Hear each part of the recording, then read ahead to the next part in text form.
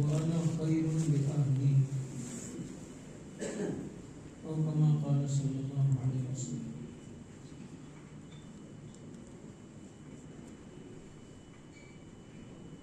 عزیز دوست اور بزرگوں،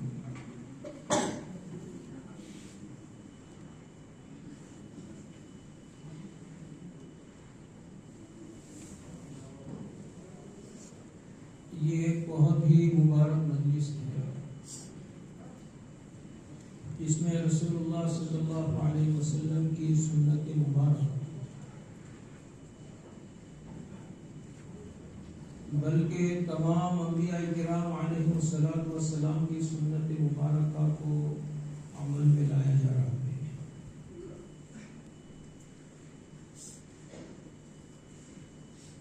اللہ تبارک و تعالیٰ نے انسان کی زبان میں اتنی قوت رکھی ہے اور انسان کی زبان میں اللہ تبارک و تعالیٰ نے اتنی تاثیر رکھی ہے کہ اس زبان کی بنیاد پر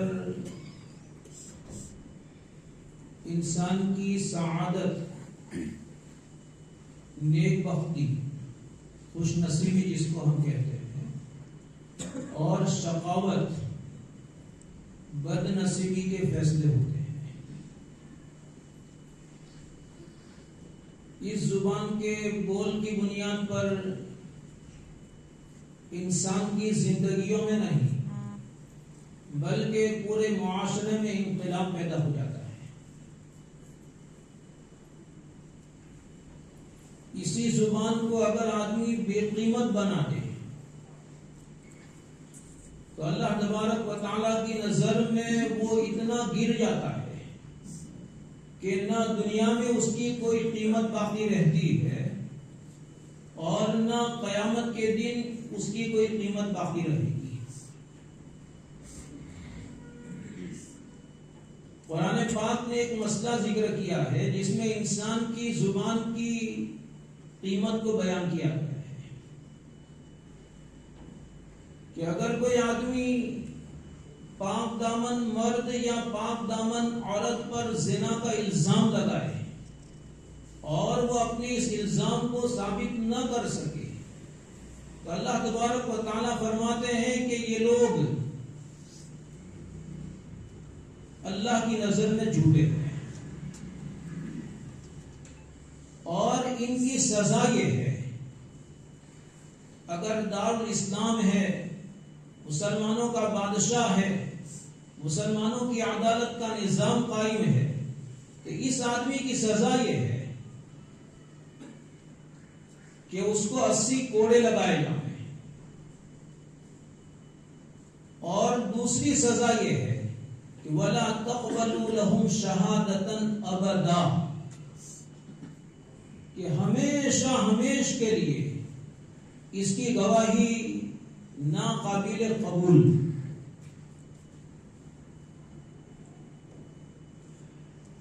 یعنی وہ توبہ بھی کر لے اور دوسرے تمام لوازمات اپنی نیکی کی اور اپنے تقوی کے اختیار بھی کر لے تو ابھی اس نے ایک مسلمان مرد یا ایک مسلمان عورت کی آبرو ریزی کی کوشش کی، آبرو ریزی تو نہیں کر سکا۔ دنیا دیکھ رہی ہے کہ اس کو سزا مل رہی ہے، جس پر الزام لگایا جا رہا ہے اس پر الزام ثابت نہ ہو سکا، آبرو ریزی تو نہیں ہوئی، لیکن آبرو ریزی کی اس نے کوشش کی، اس کے نتیجے میں اللہ تبارک و تعالیٰ نے اس کی زبان کی قیمت کو ختم کر دیا کہ کسی معمولی معاملے سے لے کر بڑے سے بڑے معاملے میں بھی اگر وہ گواہ بن کر پیش ہو اور اس کی حقیقت قاضی کے سامنے، جج کے سامنے ظاہر ہو جاوے کہ یہ محدود فی القذف ہے، اس گناہ میں اس پر حد جاری کی گئی ہے، تو اس کی گواہی کسی بھی معاملے میں قابل قبول نہیں ہوگی۔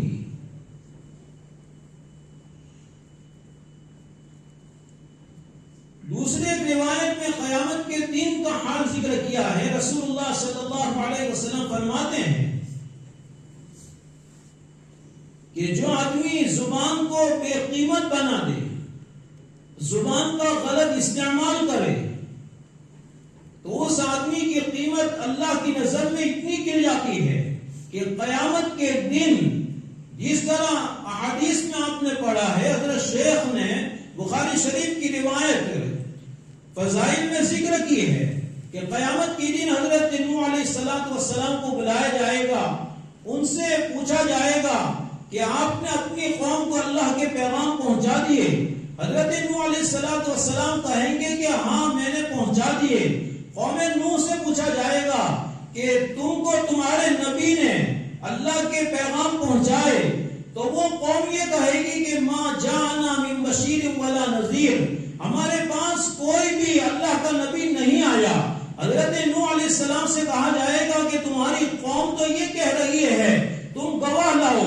تو اللہ کے نبی صلی اللہ علیہ وسلم فرماتے ہیں کہ قیامت کے دن حضرت نوح علیہ السلام نے اپنی قوم کو پیغام پہنچائے، اس بات کی گواہی کے لیے امت محمدیہ کو پیش کیا جائے گا۔ امت محمدیہ گواہی دے گی، قوم نوح جو ہے اس پر جرح کرے گی، یعنی رد کرے گی۔ ہمارے زمانے میں تو یہ لوگ موجود نہیں تھے، ان کو کیسے پتا کہ نوح علیہ السلام نے تیرے پیغامات ہم تک پہنچائے ہیں؟ تو حضرت نوح علیہ السلام کی اس دعوت کے عنوان پر اس امت کی گواہی کو رد کرنے کی بھی کوشش کی جائے گی۔ تو یہ امت اللہ کی بارگاہ میں کہے گی کہ ہم اپنی آنکھوں سے دیکھ کر جو یقین حاصل کر سکتے اور گواہی دے سکتے، اس سے زیادہ یقین ہمیں ہمارے نبی کی باتوں پر ہے۔ ہمارے نبی نے آپ کے کلام کو سنا کر ہمیں یہ بات پہنچائی ہے کہ وَإِلَىٰ وَلَقَدْ أَرْسَلْنَا نُوحًا إِلَىٰ قَوْمِهِ، نوح علیہ السلام کو ہم نے اپنی قوم کی طرف نبی بنا کر بھیجا ہے۔ تو اللہ کے نبی کی گواہی ہماری گواہی پر گواہی بنے گی، ہماری گواہی ایک نبی کے دعوت پر گواہی بنے گی۔ لیکن جن لوگوں نے زبان کو بے قیمت بنایا ہے، قیامت کے دن ایسے لوگوں کو گواہ نہیں دے سکے۔ یہی زبان کی قیمت ہے۔ ابھی دو بول بولے جائیں گے، یاد رکھنا، خطبہ یہ سنت ہے، خطبے کے بغیر بھی نکاح ہو جاتا ہے، صرف دو گواہ ہو، اور لڑکی یا لڑکی کا وکیل ہو، لڑکا یا لڑکے کا وکیل ہو، آمنے سامنے دو بول کہہ دے کہ اس لڑکی کو تمہارے نکاح میں دیا، تمہیں منظور ہے، وہ یہ کہے کہ ہاں میں منظور ہے، بس ان دو بول پر زندگیوں میں انقلاب پیدا ہو جاتا ہے۔ جس لڑکے کو آج تک دیکھنا حرام سمجھا جا رہا تھا، قرآن جس کو حرام قرار دے رہا ہے، اسی لڑکی کے ساتھ جنسی خواہشات کی تکمیل کے لیے تمام تصرفات یہ حلال ہو جاتے ہیں، ان دو بول کی برکت ہے۔ اللہ کے نبی صلی اللہ علیہ وسلم نے یہی دو بول اپنے اس کلام میں جو ہے وہ اشارے کے طور پر بیان فرمائے۔ رسول اللہ صلی اللہ علیہ وسلم فرماتے ہیں استوصوا فی النساء خیرا، عورتوں کے باب میں تمہیں خیر کی وصیت کر رہا ہوں۔ وصیت، استوصوا وصیت، وصیت کس کو کہتے ہیں؟